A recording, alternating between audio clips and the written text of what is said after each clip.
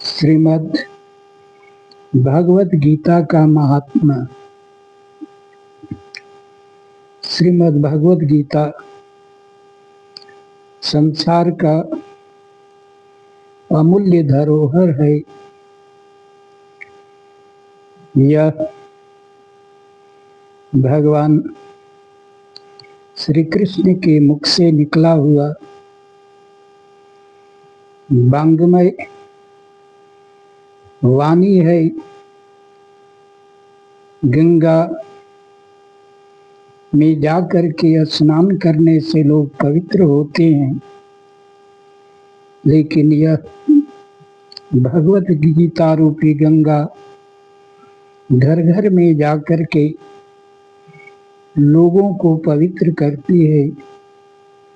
कहा जाता है कि मरते समय आज भी परंपरा है कि लोग मरते हुए प्राणी के सामने भगवत गीता के कुछ श्लोकों का पाठ करते हैं और ऐसा विश्वास है कि उसकी मुक्ति हो जाती है।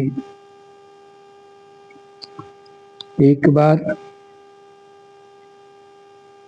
ब्रह्मा जी से पूछा लोग कि आप तो चारों वेदों के ज्ञाता हैं, चारों वेद आप ही के मुख से निकले हुए हैं, तो वेद और भगवत गीता में क्या अंतर है? ब्रह्मा जी बोले, वेद हमारे मुख से भले ही निकले हों, लेकिन मेरा जन्म भी भगवान विष्णु के नाभि कमल से हुआ है, और जिसका जन्म ही भगवान के नाभि कमल से हुआ है और गीता का जन्म भगवान के मुख से हुआ है, इसी से अंदाजा लगा लो कि मैं भगवान से खुद निकला हुआ हूँ और मेरे वाणी वेद हैं और गीता स्वयं भगवान के मुख से निकला हुआ है। एक बार भगवान शिव से पार्वती जी पूछती हैं, हे भगवान, आप किस ज्ञान के कारण देव में महादेव हैं और बड़े ही आनंद मग्न रहते हैं? भगवान शिव ने कहा कि मैंने भगवद गीता का स्मरण करता हूँ, उसी भगवद गीता के कृपा से मैं इतना आनंदित रहता हूँ। एक बार माता लक्ष्मी ने भगवान विष्णु से पूछा कि आप तो सृष्टि के पालन करता हैं, आप देखने में लगते हैं कि निद्रा मग्न रहते हैं।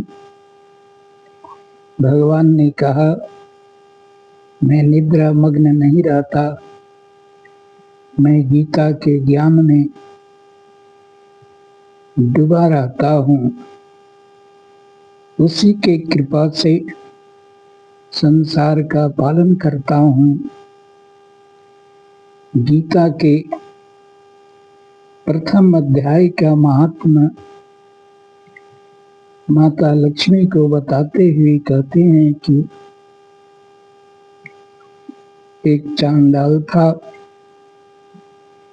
एक बकरी पाल रखे हुए था, जंगल में पत्तियों को बकरी के लिए लाने के लिए जाता है, वहां उसे एक सर्प ने डस देता है और वह मर जाता है।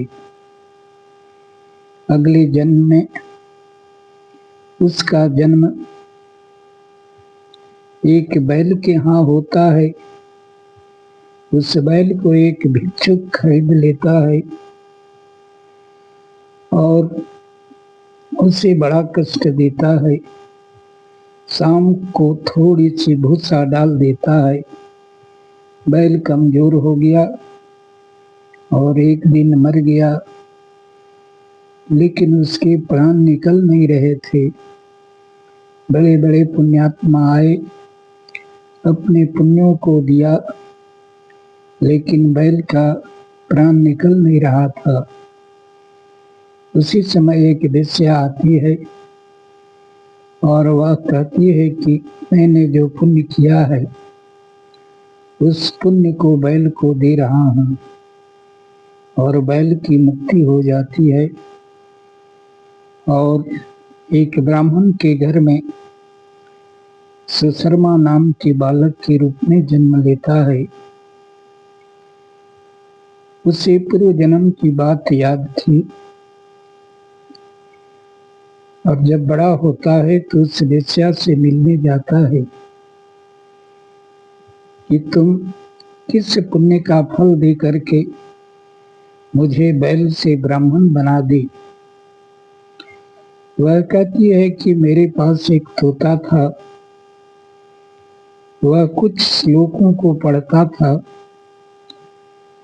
उसी को सुन करके मैं उसी का पुण्य का फल तुझे दिया और तुम्हारा उद्धार हो गया।